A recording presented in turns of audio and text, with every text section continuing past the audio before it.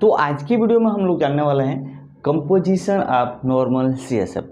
Normal CSF के अंदर कौन कौन से कंपोजिशन पाया जाता है। तो आपका जो सीएसएफ का जो रिपोर्ट है वह नॉर्मल है, या अगर सीएसएफ अगर आता है आपके लेबोरेटरी में टेस्ट करने के लिए तो उसमें से क्या क्या देखना होता है, उसका रेंज कितना होना चाहिए, जिससे आप जान सकते हो वह जो पेशेंट है जिसका सीएसएफ आपके लेबोरेटरी में रिसीव हुआ है वह नॉर्मल है। तो सबसे पहले हम देख लेते हैं कंपोजिशन ऑफ सीएसएफ में जो टोटल वॉल्यूम होना चाहिए, जो सीएसएफ का जो टोटल वॉल्यूम होना चाहिए वह कम से कम 100 से लेके 150 ml तक होना चाहिए। यानी कि 100 ml से कम नहीं होना चाहिए जो सीएसएफ रिसीव होकर आपके लेबोरेटरी के अंदर आया है। तो ये हो जाता है उसकी टोटल जो वॉल्यूम है वह नॉर्मल है, यानी कि 100 ml तक उसका वैल्यू मिल चुका है।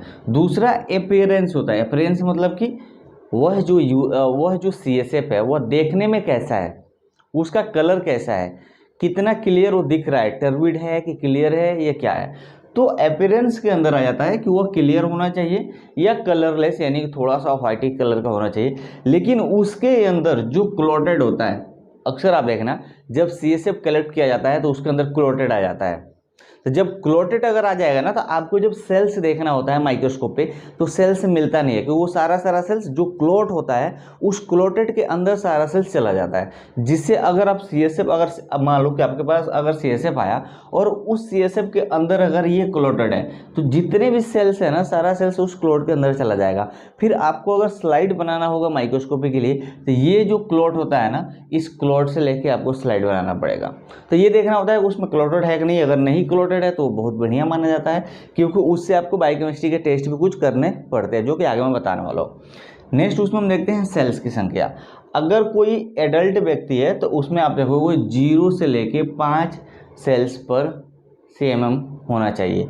सेम उसी तरह इन्फर्ट में 0 से लेके 30, 1 से 4 साल का अगर बच्चा है तो उसमें आप देखोगे 0 से लेके 20 और 5 से अगर 18 है तो उसमें आप देखोगे यानी कि 0 से लेकर 10 सेल्स पर mm होना चाहिए, जो सेल्स की जो संख्या है जिसमें आप लिम्फोसाइट या और भी जो सेल्स आप उसमें चेक करते हो।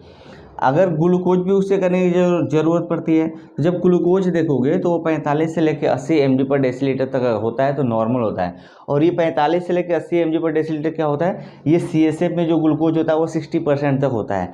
या ये जो रेंज होता है आप देखोगे जो हमारे नॉर्मल ब्लड ग्लूकोज होते हैं उसके 3/3 इतना ग्लूकोज होता है। यानी कि जो ये 45 से 80 जो नॉर्मल रेंज आप देख रहे हो जो इतना होना चाहिए इसके बीच में नॉर्मल होता है, लेकिन एक्चुअली में आपके शरीर में जो ब्लड से ग्लूकोज आ रहा है उसका 2/3 आपका सीएसएफ से ग्लूकोज होता है।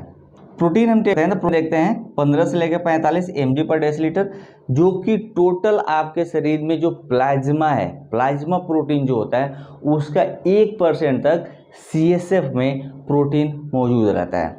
तो ये सारी जानकारी हासिल करना चाहिए आपको। अगर आपके लैब में कोई भी अगर सीएसएफ आता है तो ये सारी चीज़ें आपको देखना चाहिए कि हाँ ये चीज़ें मौजूद है कि नहीं, और यही मेन कंपोजिशन होता है सीएसएफ का एक रिपोर्टिंग करने के लिए।